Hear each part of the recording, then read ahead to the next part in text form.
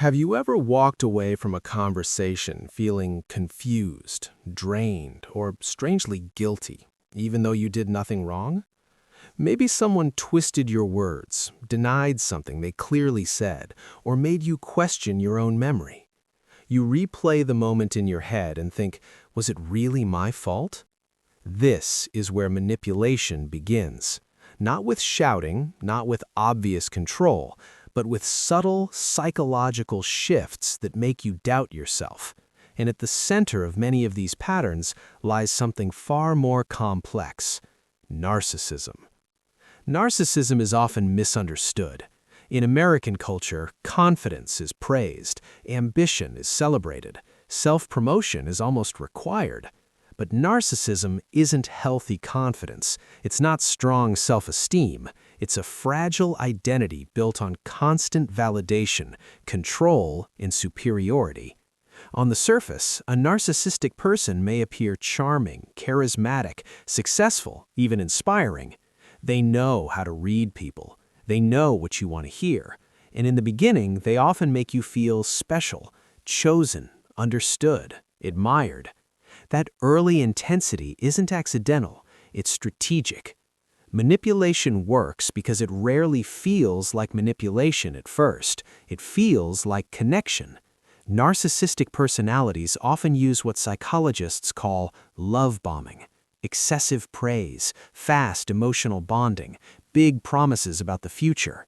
They mirror your interests, your values, even your dreams. It creates rapid intimacy. You think, finally, someone who truly gets me. But what's actually happening is emotional positioning. They are studying you, learning your insecurities, mapping your emotional needs. And once they understand what you crave, approval, security, attention, stability, they know exactly how to control it. The real shift happens slowly. Compliments turn into subtle criticisms. Support becomes conditional. You start noticing small remarks disguised as jokes. You're too sensitive. You're overthinking. I never said that. These phrases seem minor, but repeated over time, they chip away at your confidence. This is gaslighting, a manipulation tactic where someone causes you to question your perception of reality, and the more you doubt yourself, the more power they gain.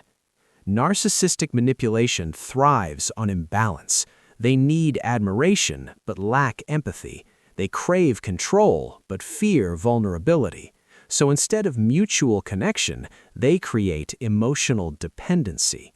You begin working harder to please them. You try to avoid conflict. You monitor your words. You adjust your behavior. And without realizing it, your world starts revolving around their mood. One of the darkest aspects of narcissistic psychology is projection. Rather than facing their own flaws, they unconsciously assign them to you. If they lie, they accuse you of dishonesty. If they feel insecure, they call you inadequate. Projection protects their fragile self-image. Admitting fault would shatter the illusion of superiority they desperately maintain. So instead, they rewrite reality. And if they repeat it confidently enough, others may believe it too. In workplaces across the United States, narcissistic leaders often rise quickly. They appear decisive, bold, fearless. They take credit easily. They speak with certainty. But behind closed doors, they may blame subordinates, dismiss feedback, and react aggressively to criticism. Their success is fueled by image management, not emotional intelligence. And because American culture often rewards visible confidence, these patterns can go unnoticed for years. In romantic relationships, the cycle tends to follow 3 stages: idealization, devaluation, and discard. First, you are placed on a pedestal. Then, gradually, you are criticized and diminished. Finally, once you are emotionally exhausted or no longer useful to their self-image, they detach, sometimes suddenly. The most painful part isn't just the loss, it's the confusion. You keep wondering, what happened to the person I met in the beginning? The truth is, that version was curated. But here's the deeper psychology. Narcissism often develops as a defense mechanism. Beneath the arrogance is usually deep insecurity. Beneath the grandiosity is fear of being ordinary, rejected, or unseen. Instead of developing stable self-worth, they construct an inflated identity that requires constant reinforcement, and anyone who threatens that identity becomes a target. So this doesn't excuse manipulation, but it explains it. Narcissistic individuals struggle with genuine empathy because focusing on others feels dangerous. If they truly saw your pain, they would have to confront their own, so they minimize it, dismiss it, or twist it. Emotional accountability feels like weakness to them because their identity is built on appearing strong at all costs. If you've been manipulated, you may notice certain emotional patterns: chronic self-doubt, anxiety before interactions, feeling responsible for someone else's emotions, or constantly seeking approval. You might apologize excessively. You might replay arguments in your head trying to find where you went wrong. Over time, your self-trust erodes, and when self-trust disappears, manipulation becomes easier. The most powerful way to break this cycle is awareness. Manipulation loses strength when you can name it: gaslighting, projection, love bombing, silent treatment, triangulation, where they bring a third person into conflicts to create jealousy or insecurity. These are not random behaviors, they are control strategies. Boundaries become your protection. Clear, consistent boundaries, not emotional reactions, not long explanations, just firm limits.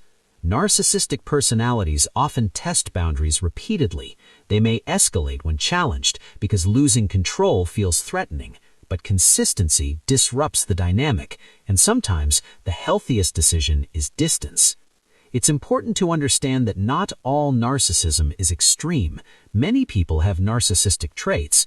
Social media culture, achievement pressure, comparison, these environments amplify ego-driven behavior. But there's a difference between occasional selfishness and persistent psychological manipulation. The difference is empathy and accountability. Healthy individuals can reflect, apologize, and adjust. Chronic manipulators cannot tolerate responsibility without defensiveness or retaliation. Healing after manipulation takes time. You rebuild trust with yourself first. You learn to validate your own perception. You reconnect with your intuition, that quiet internal signal that once told you something felt off. You strengthen your identity independent of someone else's approval, and slowly, clarity replaces confusion. Dark psychology is powerful because it operates invisibly. It doesn't need volume, it needs subtlety. And narcissistic manipulation is not about love, it's about control. It's not about partnership, it's about power. The most dangerous manipulations are the ones that make you believe you are the problem. But here's the truth. Questioning yourself does not mean you are weak. It means you are reflective. Feeling empathy does not mean you are naive. It means you are human.